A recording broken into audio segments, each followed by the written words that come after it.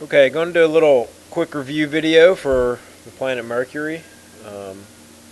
Tess will cover the moon and Mercury. The moon's already done in a different video. Definitely a lot more information on the moon. Mercury, the winged messenger. Ancients named it after the god Mercury because it moves so fast. Even the ancients knew that it was a rapidly moving planet.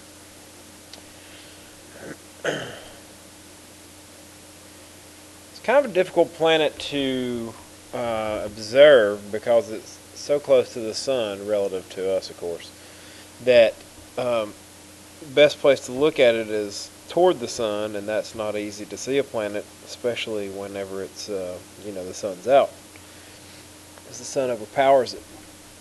So, best time to see Mercury is during the sunset or the sunrise. It's never up high in the horizon. The highest it'll ever be in the horizon is about 28 degrees from the horizon. So this is that optimal time to see it. Never be like anywhere close to the zenith or anything, which of course is 90. So if you look back to this little guy, this is when it's going to be 28 degrees from the horizon. And that's when the planet's aphelion. Has phases, which helps support heliocentricity. A couple of interesting things noted about it compared to the moon. It's oftentimes referred to or compared to the moon because the moon's so similar. About the same size, volume-wise, physically, as the moon, but the gravity is fairly stronger. So the moon has about a sixth the gravity of Earth, and Mercury has 0.4 times that of Earth instead of 0. What was that, 2? 0.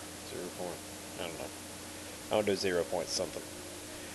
2/5 versus 1/6. It's a major difference in gravity, so that gives you an interesting kind of insight to Mercury's insides. See what I did there?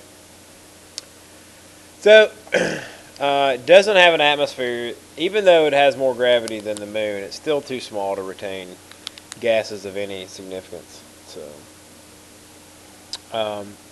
because it's so small, it cooled quickly. Any strong magnetosphere that it had went away quickly as it solidified. Right? It obviously still has some magnetism in the core, just due to the metals.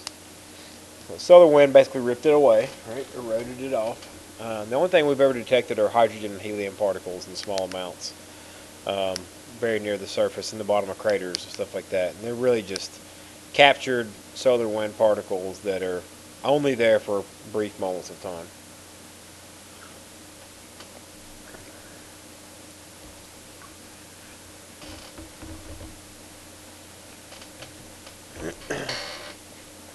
Mercury's orbital properties are some of the most interesting things about it. Originally it was thought to be tidally locked with the sun in what's called a 1-to-1 spin orbit resonance, which is what the moon is with us. The moon is in a 1-to-1 spin orbit resonance with planet Earth, which means that it rotates once for every time that it revolves.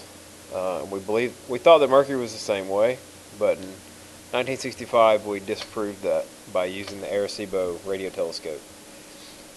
And what we did with the telescope is we shot microwaves at it, which are just kind of a higher frequency radio wave, at the planet, and it should have reflected back like so in the top diagram had it not been rotating, had it been tidally locked.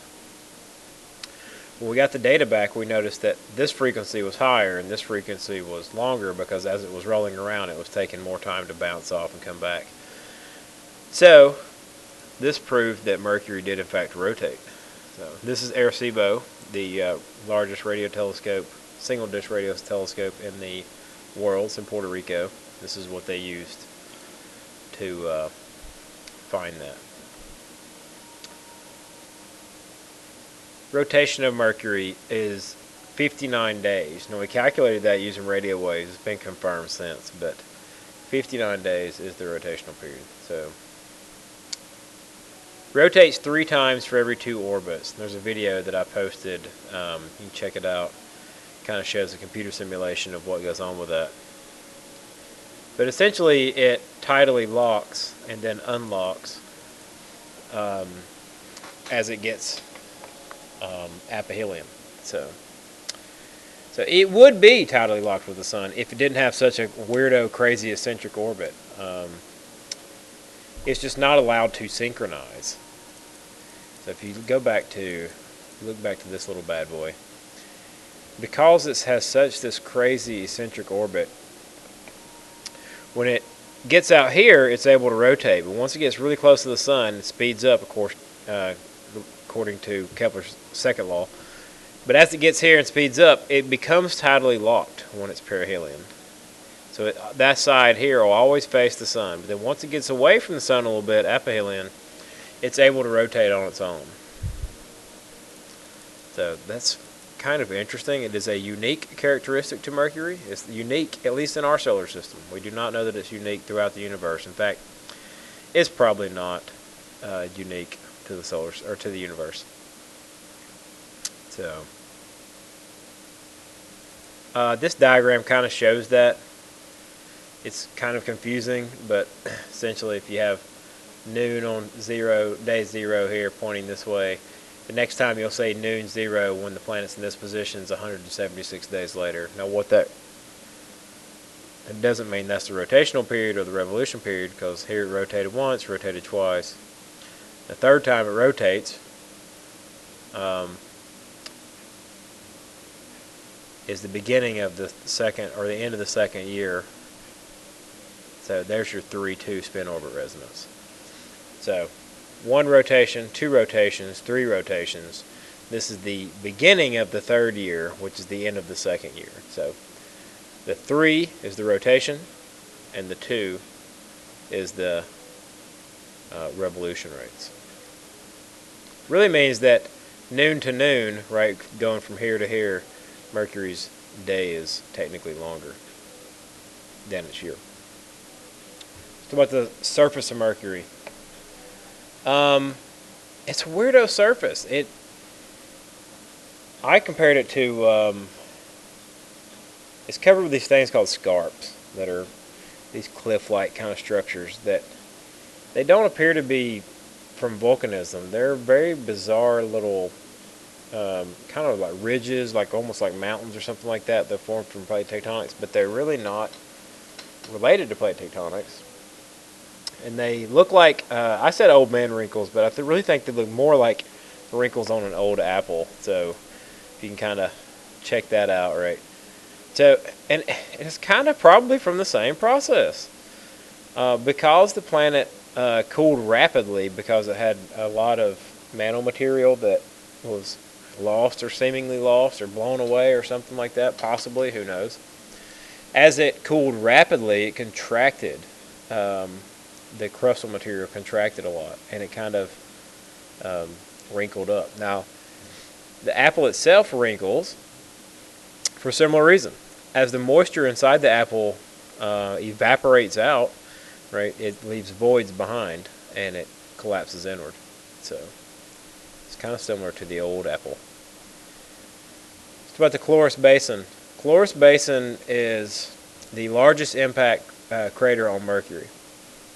It is huge.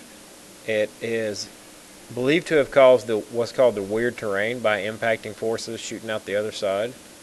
There's a great video that I posted, and I can't show it because that's not the way the Promethean software works with recording video. But you should check it out. The Chloris Basin is this huge impact, and they believe that the planet was probably already solid by this point, but when it hit, it sent seismic waves all the way through the planet and then outbursted on the antithesis of the impact itself, and it caused what's called the weird terrain. The weird terrain is kind of this upheaval, right? It's just kind of like pushed up from underneath. And NASA, in their, awesome naming ways, named it something very, very interesting and called it the weird terrain. Like, hey, that's really weird. So let's call it weird terrain. So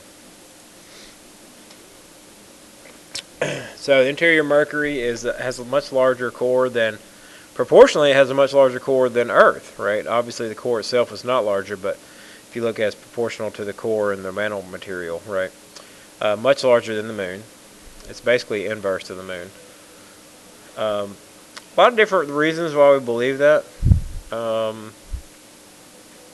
It's probably got hit by something, and again, it's a theory, so I don't really, you know, chat about it too much. But it probably got hit by some kind of large impact early in the solar system formation, and it probably blasted off a large part of its mantle off. And again, that's completely theory. There's nothing. We have no evidence to point at for that happening. So.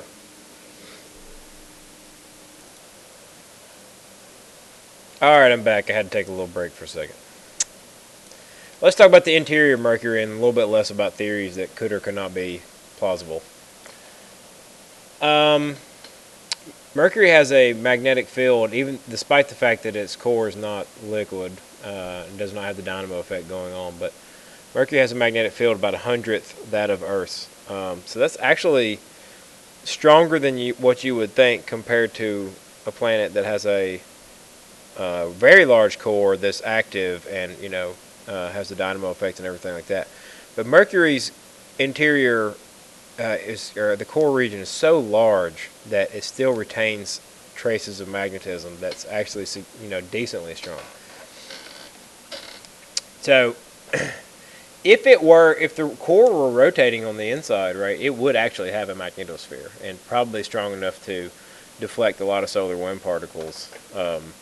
But it rotates slowly too. That's the other piece of the dynamo effect.